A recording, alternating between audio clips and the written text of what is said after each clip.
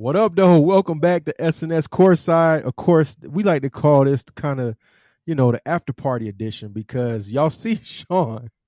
Sean is going crazy right now because his Pacers are up 1-0. They just beat the Thunder in a thriller comeback. The whole game, me and Expert was watching this going back and forth, and him and Prime, they all telling me, yo, the Pacers are done. And I was like, no, they're not. They just got to hang around. And we see Tyrese Haliburton had another game winner in him. I think this is now number 5. Yeah. Hey, Mike, shout out to Mr. Haliburton, right? Shout out his son doing it. His son is doing it, dog. Hey, Sean, get your money off. Your man went full Reggie Miller, huh? Listen. This is our second finals appearance. We want it. Well, this is a more even matchup. I'm not trying to go crazy. I'm not trying to flip out, but that was a win. That was a win. And there's 1 down, 3 to go. That's right. And it was on the road. Right. And hostile environment with all them bells and all them things they be hitting all at the same time. Like what they practice? They practice that. They be coordinating and doom. Well, in their arena, they won't sit down even at the beginning of the game until the team scores. Like a college environment. Well, they can stand up the whole time, man. Let's go, man. Game 2, let's do this. I'm with it, man. I'm with it. Let's go, man. Woo. Yo, so this something I got to ask you, Sean. First off, do you agree this matchup is more even than the first time? Yeah, it is. I mean, it's two teams that they play similar. They do play similar, but I mean, you watch game 1. Yes, OKC was in the lead because man, we had 20 plus turnovers. I got the numbers right here. We had 20 plus turnovers, which was like I was saying in the first half, man, just take care of the ball. OKC going to swipe. That's what they're going to do. They're going to grab. They're going to hold. Yeah, the Timberwolves coach said that. He said, hey, they're going to foul. They're going to foul, and then they're going to get called. So that's just part of their game. So you just got to realize, hold on to the ball, stay with it. But the key is, and I don't know if everybody was watching this because I was quiet, the fatigue. They kept pushing, man. Them dudes, OKC looked tired. Around 6 minutes, when there was 6 minutes left and things was getting kind of tight, man, they was breathing hard. They was looking around. They was trying to figure out, okay, what do we do? That's the whole we push, man. And then, of course, you give the ball. Push the pace. That's what you do. That's what you do. You keep it close. And everybody stepped up, though. Everybody stepped up because they knew they was going to be beaming on Haliburton the whole time, doubling, bumping. Everybody stepped up. Everybody did their part. 3 more to go, man. 3 more to go. This is what I was telling Expert, man. There's a couple things. Number one, I told him, I said, if they lose, I am concerned they don't shut Haliburton water off at the beginning. And Nembhard was struggling at the beginning. But I kept seeing Pascal Siakam and Turner keep them in it, getting buckets timely.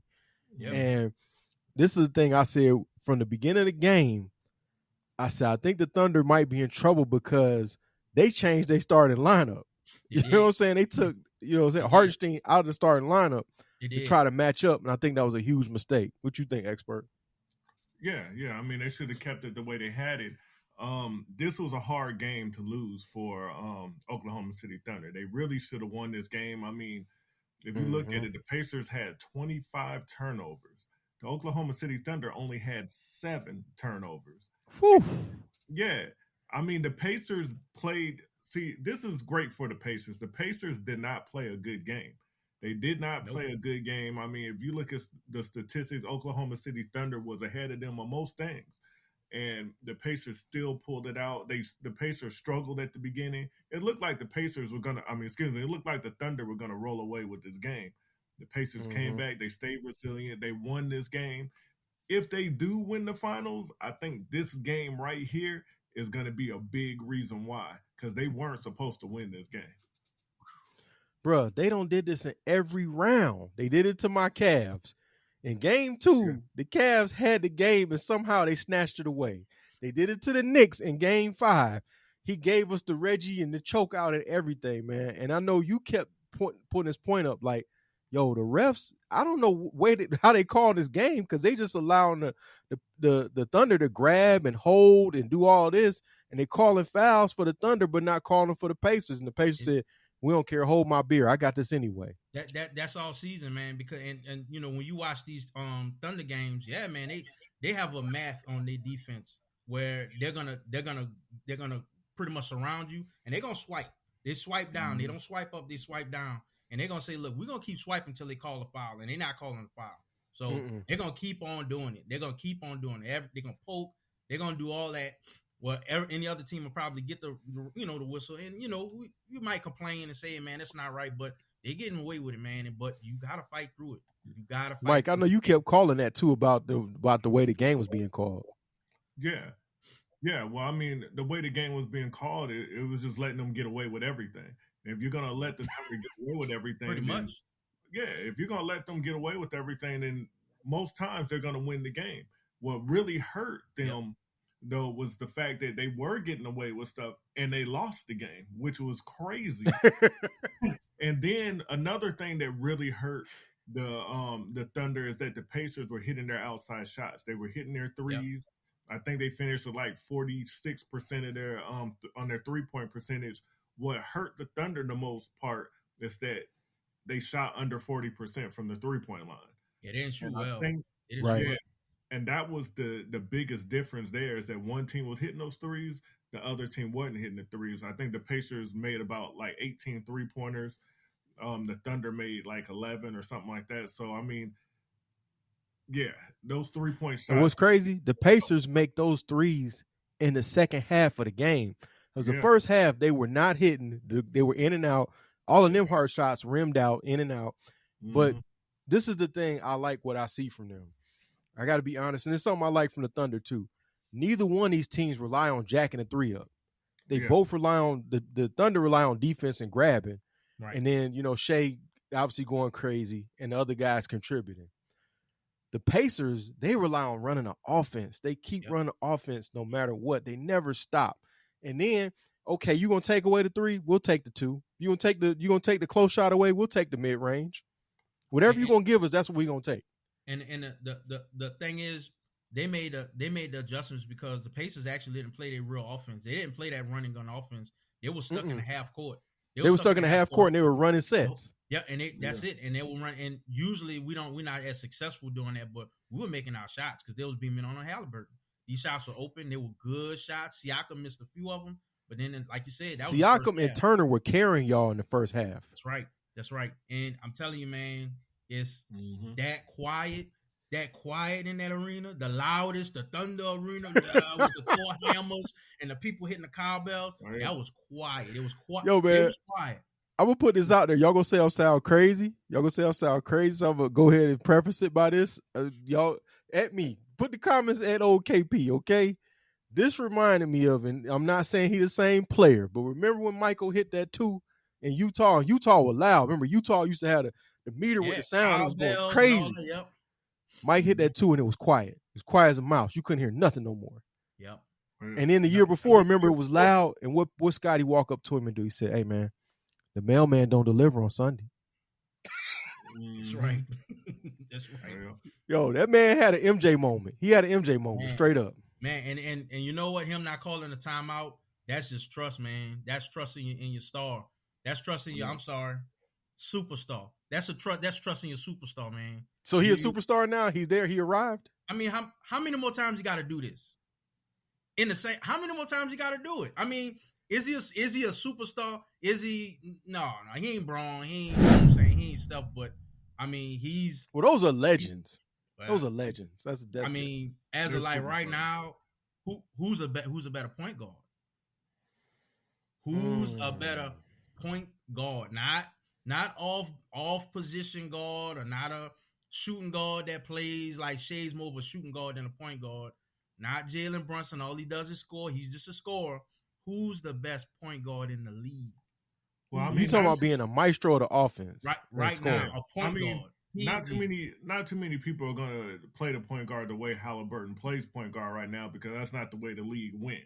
Now the league may wind up going back to that because of what they see Haliburton doing right now. But I mean, if you're gonna say who's the best point guard and you're not gonna let those other guys be a part of it, then really it's gonna be Haliburton going against himself, because not too many people are just straight.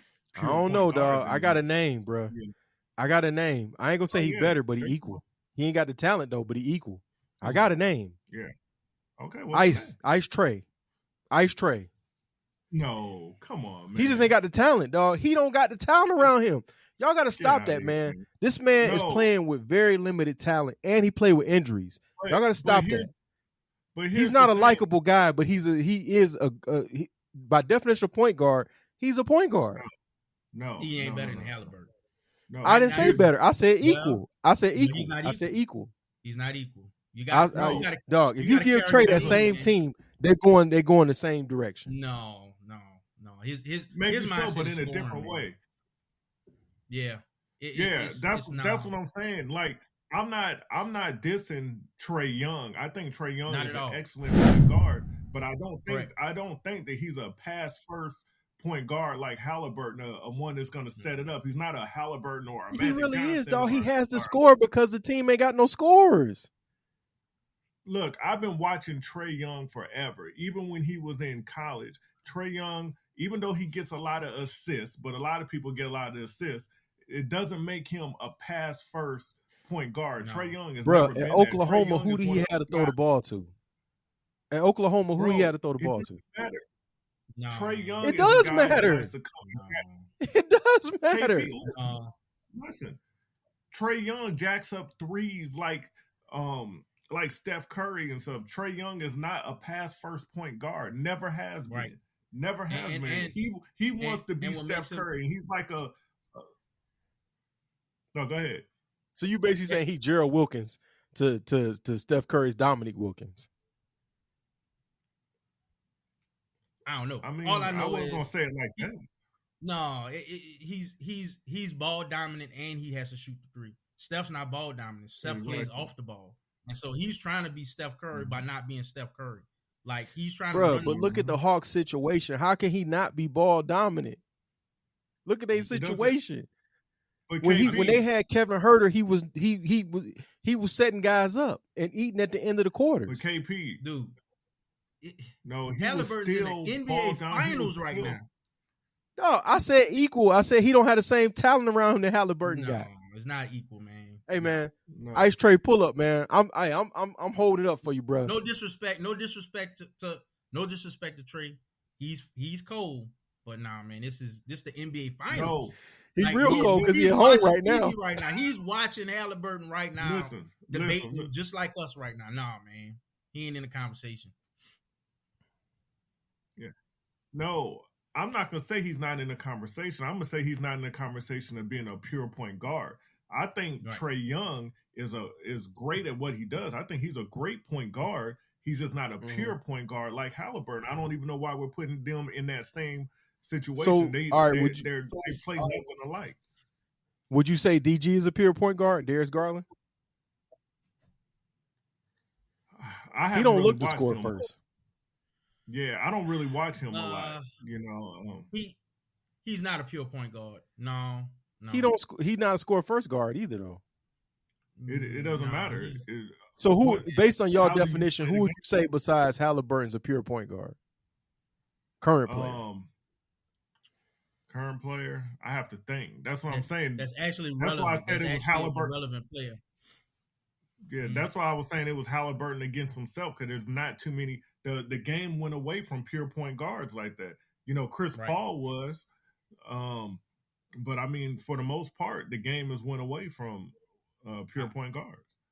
I would say Ja, but he's so worried about shooting guns and throwing grenades. He's not focused on playing basketball. I mean, that's a mental thing. That's got nothing to do with talent. That's mental. If you focus on your team and not getting your coach fired, and you know what I'm saying, just trying to stick it to the league for no reason. Like, what about DeJounte Murray? No. No. So y'all saying that this man Haliburton's a throwback to like Mark Jackson, John Stockton, guys like that. So I'm not putting him on their level, but I'm not putting him on their level. Yeah, but I'm saying that's what type of player he is. You know, a pure point guard type player. Most of these guards, they play the same now. Is shoot first point guards. You know, score a whole bunch of points. Haliburton can control a game without scoring a whole bunch of points.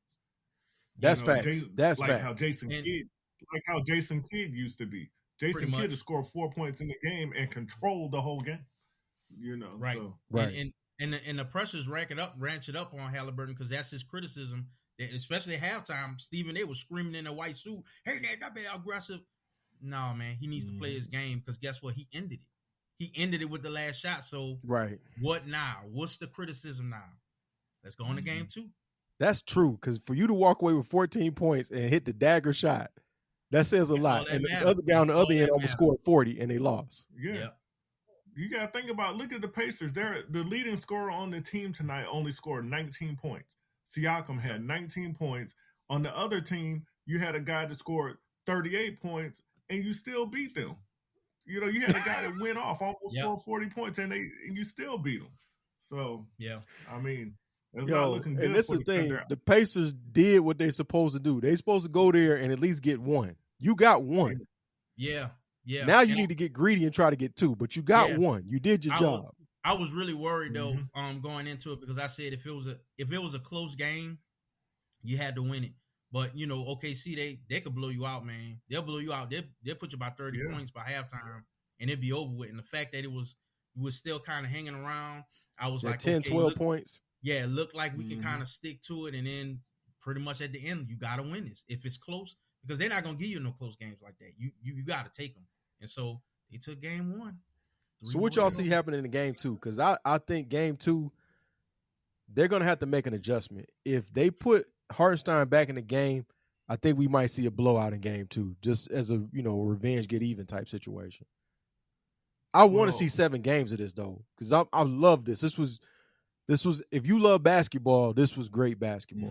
Mm-hmm. This Hooper's dream right here, man. This is Hooper's dream.